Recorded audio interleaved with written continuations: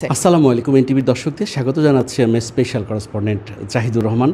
দর্শক, আজকে আমাদের অতিথি সাবেক মাননীয় সংসদ সদস্য এবং উচ্চ আদালতের যিনি একজন নামকরা আইনজীবী রুমিন ফারহানা, বিশিষ্ট রাজনীতিক ব্যক্তিত্ব।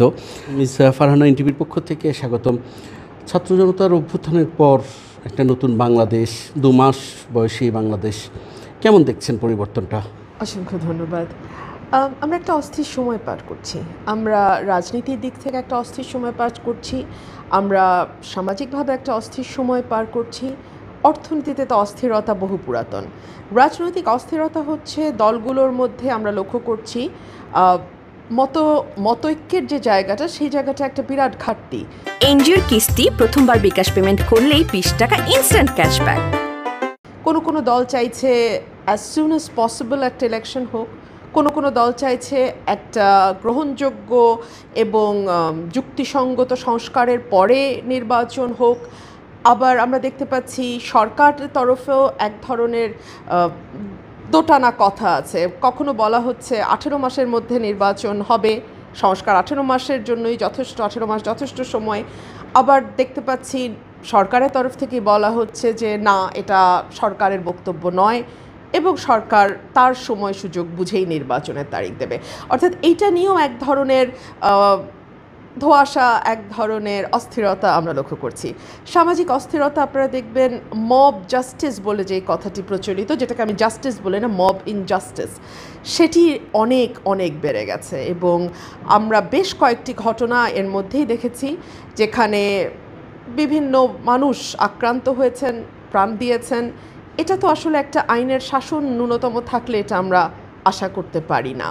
আমরা দেখতে পাচ্ছি ইকোনমিক্সের জায়গাটাতেও, আমাদের অর্থনীতির জায়গাটাতেও এক ধরনের ভঙ্গুরতা। বিকজ আমরা জানি যে আমাদের বিগত যে সরকারটি গত 15 বছর ছিল, তারা প্রায় 19 লক্ষ কোটি টাকা ঋণ করে গেছে, তারা বিদেশে পাচার করেছে প্রায় 1 লক্ষ কোটি টাকার ওপরে।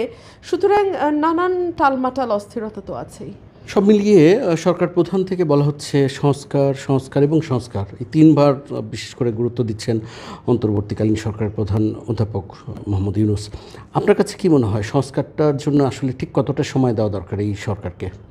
এই সরকার না ট্রান্সপারেন্সি এবং ক্ল্যারিটির জায়গাটাতে একটু বোধহয় পেছনে পড়ে আছে। কারণ আমরা জানি না সংস্কার বলতে আসলে সরকার কি বোঝাচ্ছে।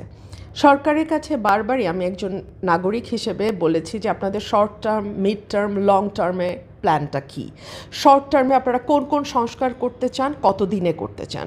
মিড টার্মে কোন কোন সংস্কার করতে চান, কত দিনে করতে চান। লং টার্মে কোন কোন সংস্কার করতে চান, কত দিনে। এই বিষয়গুলো যতক্ষণ পরিষ্কার না হবে, আপনি 100 কোটিবার সংস্কার বললেও তো আসলে লাভ নাই। কারণ আমরা কেউ বুঝতে পারছি না সরকার আসলে সংস্কার বলতে কি বোঝাচ্ছে। হ্যাঁ, কয়েকটি কমিশন গঠিত হয়েছে এবং সেই কমিশনগুলো আমি জানি না এখনও কাজ শুরু করেছে কিনা। তারাও যদি তাদের কাজগুলো আমাদের কাছে একটু পরিষ্কার করতেন, আমার মনে হয় ভালো হতো। টাকা চুরির জন্য যদি আমার গলায় জুতার মালা পরাইতে হয়, তাহলে আমার শালীর সাথে প্রতারণা করার জন্য তোর ফাঁসি হবে। দুলা ভাই, আপনার তো ঘর জামাই বইলা একটা পরিচয় আছে, আমার তো তাও নাই।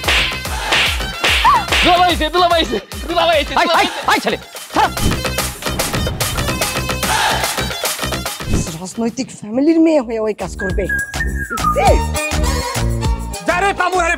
রক্তের নেশায় ধরতে, রক্তের নেশায়, কাঁচা রক্তের নেশায় ধরতে।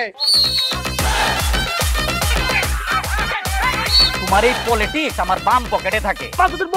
ঝামেলা পাকাই আমি তখন বিয়ে করিনি। 2টার আমি গুলি করে মারু। মাসুদরা কোনোদিন ভালো হয় না। আপনার পোশাক আশাক দেখে কিন্তু আপনার তালুকদার বংশের লোক মনে হয় না আব্বা, আপনার মনে হয় যে আপনি ফকির বংশের লোক।